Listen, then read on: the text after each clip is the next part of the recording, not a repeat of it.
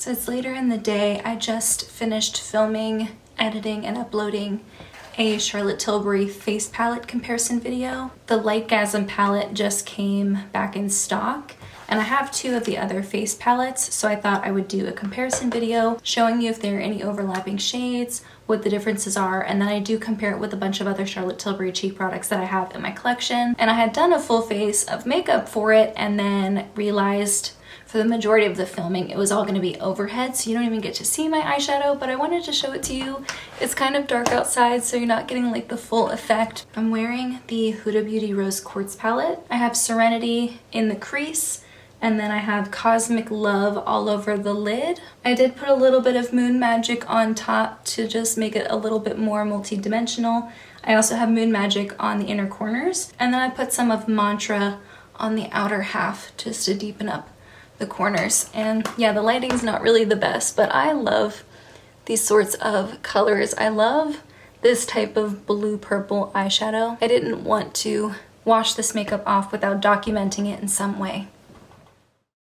Okay, I wanted to share two things really quickly. First is a package I got in the mail of some things that I ordered. I purchased two green color correctors. I am almost finished with my Exa green color corrector, and I decided to use it as an opportunity to pick up a couple, and I plan on doing a really in-depth comparison. So I grabbed one from Kimchi Chic, and then I also grabbed one from Face Atelier, and I made an order through Camera Ready Cosmetics. And one thing I love about that retailer in particular is often they will offer samples. And I saw that RCMA has foundation and concealer. And one thing I love from RCMA is that powder that they have, just the regular no color powder. I love it. And so I saw that they had a couple different shades, but I wasn't sure which one I would be. So these are the two concealer samples. I have G10 and G20. And then in their foundation sample, I have G110 and G130, and it kind of looks like the lighter ones would be a better match, but I will not be sure until I start swatching. I'm really glad I picked up samples because this one is definitely too dark. This one's probably a little too dark too. I think that's a really smart move for brands to do. These two are the foundation samples, and then these are the concealer samples. So I will test those later two shades out over the next couple of days to see if they're a formula that I like and if they are actually as good of a match as I think they will be. While I already have the camera here, I did want to show you some things that I have decluttered recently. I'm about to film my inventory video, and I have a few products that are just lingering in my collection. So the first thing I'm passing on is this Creepy Cute palette. I've mentioned in past declutters that I'll eventually have to pass this on. I wasn't ready yet at the time, and then I tried to use this black eyeshadow for Gothtember, which was a makeup challenge that I was doing on Instagram, and I tried to use it and it was just not good. I've had this for so many years. I don't really go for super colorful eyeshadow looks as much anymore where I would need these, but if I am in need of a pastel palette again at some point in the future, I know that this is a really solid option. I've really enjoyed having this. I have a few blushes here that I'm ready to pass on. So this is very new. This is from Rare Beauty, and this came as part of a little set. And this is the shade Virtue. I have the other shade Wisdom. I really like the formula, and Wisdom is like one of my favorite blushes I've tried in a long time. This color is gorgeous. I love this color so much. I don't care as much for Virtue. It pulls very orange on me, so I'm gonna pass this on while it's still very, very new. And then this one from Essence, this is very old.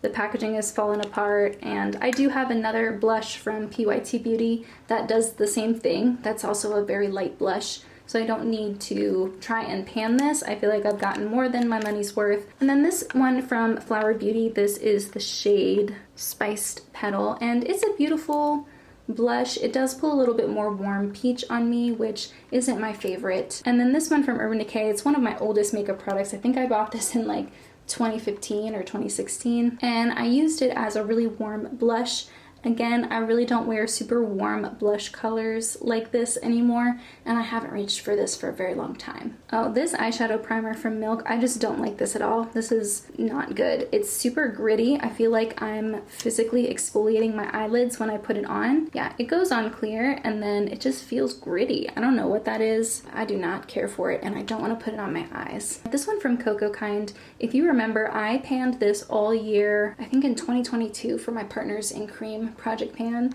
and I loved it. I really did, but I've just had this for so many years now and I got so much use out of it. I really do feel like I got my money's worth, but I'm ready to declutter it. And then these two highlighters are both still really nice. This is Melt Stargazer. It's a beautiful champagne gold color. I have a ton of highlighters like this. I don't need to keep it. And then this one from Becca. This is in the shade Vanilla Quartz. And I did like it the first couple of times I wore it again, and then as I continued to wear it, I realized it does have a really bright flash on me, or just it looks really yellow gold on my cheeks, and I'm ready to pass it on. And then this cream bronzer from Tarte, this was really nice. I think this is in the shade Seychelles. But the packaging broke, and as a result it has dried out quite a bit. So, and I'm not really like a cream bronzer person anyway, so I'm gonna declutter this. The rest of these are lip products. This one from Perricone MD is their No Lipstick, and I really liked it because it had SPF in it, and so over the summer I wore this all day and I kept reapplying it while I was outside, and after the third or fourth reapplication it started to taste like sunscreen, and it dries out my lips. So it tastes like sunscreen and it's not even a lip balm the way I would want it to be. So I'm gonna get rid of this one. The one from LH Cosmetics, the Fantastic, that one is amazing. That's one of my favorite lip products I tried last year. And that one has SPF in it, so it's a good alternative. I have two reds here. They're liquid lipsticks. One is Stila Beso. This one is Smooth Whip from NYX. This was a little gift with purchase.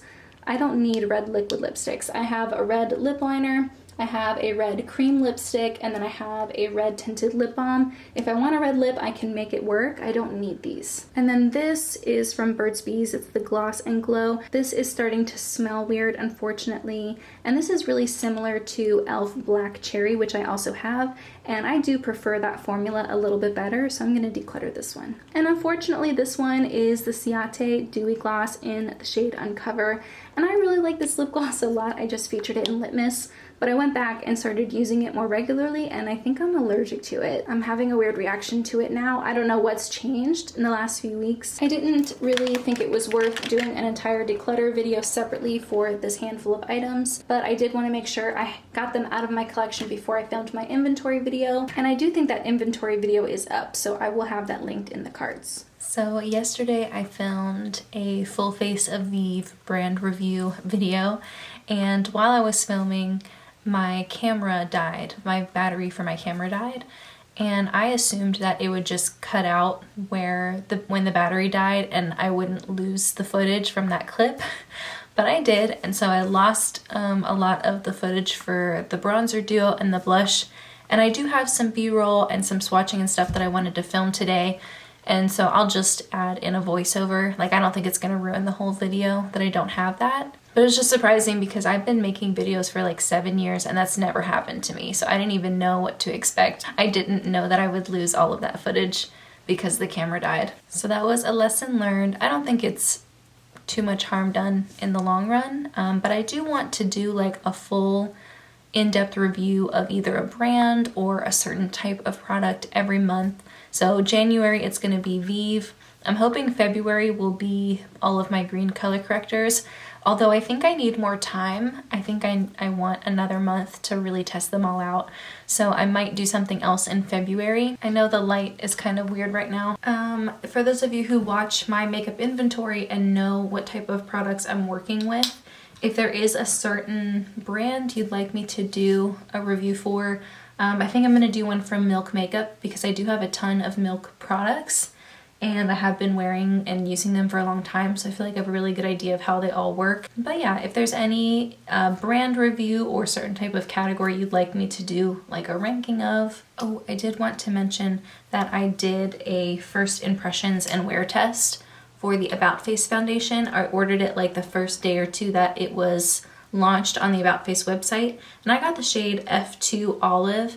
And this is a really good match for me. I did a YouTube short and a TikTok where I showed what it's like to apply, gave some first impressions, and then I did a wear test throughout the day and check-ins and stuff like that. I have worn it again since that video went up, and this time I used a mattifying primer and a mattifying long-lasting setting spray, and I found that it lasted a lot longer than when I just used it alone. So that's really promising. I was excited to see that because I do really like the color. I like that it is more of a, not a natural foundation, it definitely has some coverage, but I do have a lot of really full coverage foundations right now, and the ones that are more natural are a little bit too deep for me currently because I'm definitely at my palest. So this fills a really nice gap within my complexion products. I don't love the doe foot applicator. I kind of wish it was just a regular pump. I think it'll be hard to get product out towards the end. And I like that this is $22. I feel like it's a nice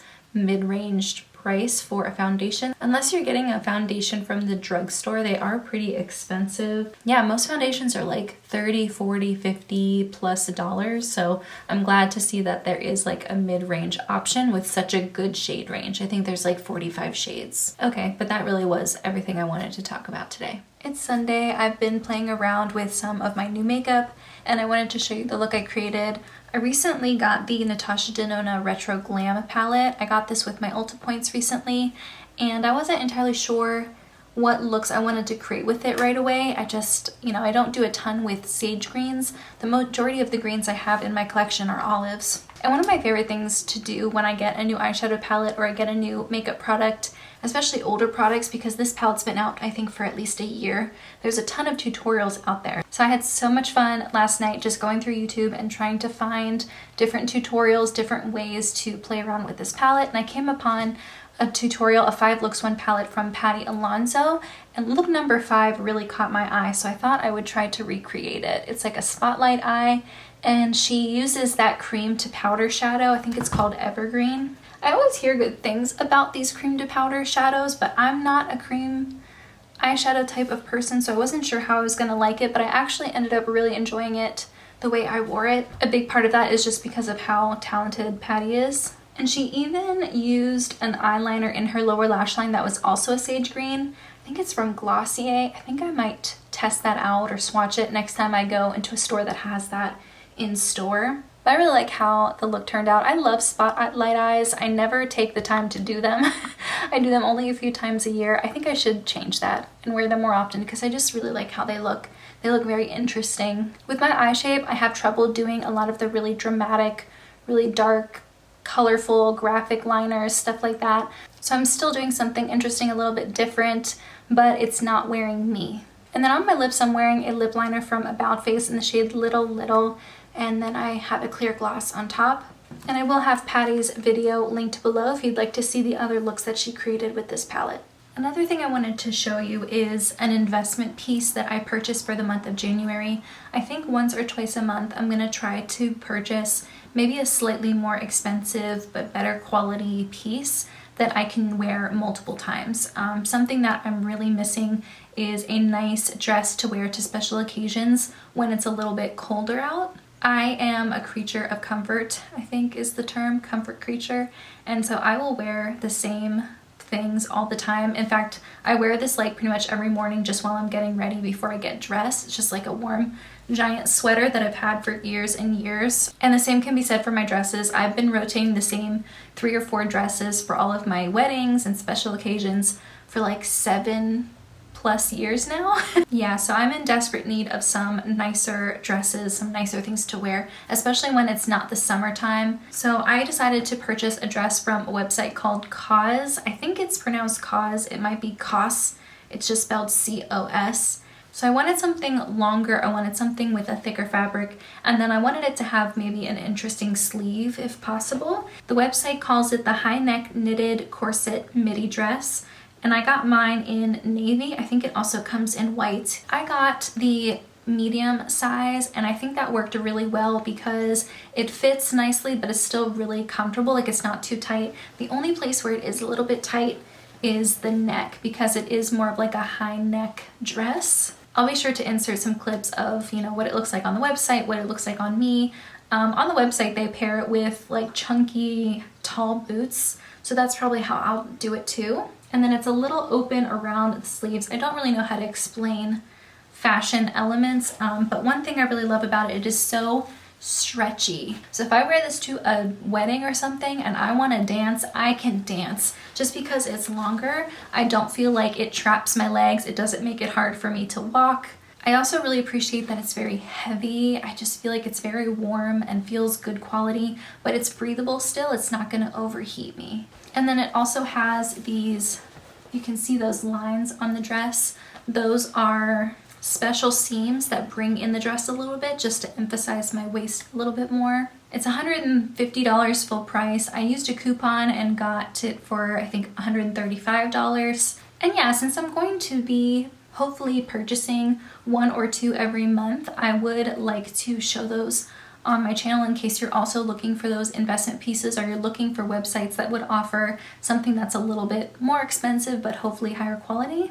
I'm pretty sure Cause is still under the H&M group, so if you buy a lot of your staples and basics from H&M, you can probably find some more elevated pieces on Cause. If you know of any other retailers or stores that have this sort of price range and level of quality, I would love to know your suggestions. I have no idea where to go shopping for clothes. Yeah, I could really use any advice you have to give me. I did just put up a full face of Vive brand review video yesterday, and I've been working so hard on that. I wanted to make sure I was giving as much information as I could. So I have demos, I have swatches, I have a ranking. I kind of just try to really get into as much detail as I can for each of those. So if you're curious about Vive, I'll have that linked in the cards. I think that's everything. I don't think I have anything more worth mentioning in this vlog. I do have a vlog playlist. I don't really know how many videos are in there technically, but if you'd like to see more content like that from me, I will have that linked. But yeah, I hope this was an enjoyable experience. If you like vlogs, please let me know, and please stay tuned for the one coming out in February. But in the meantime, that's everything I have. Thank you so much for joining me,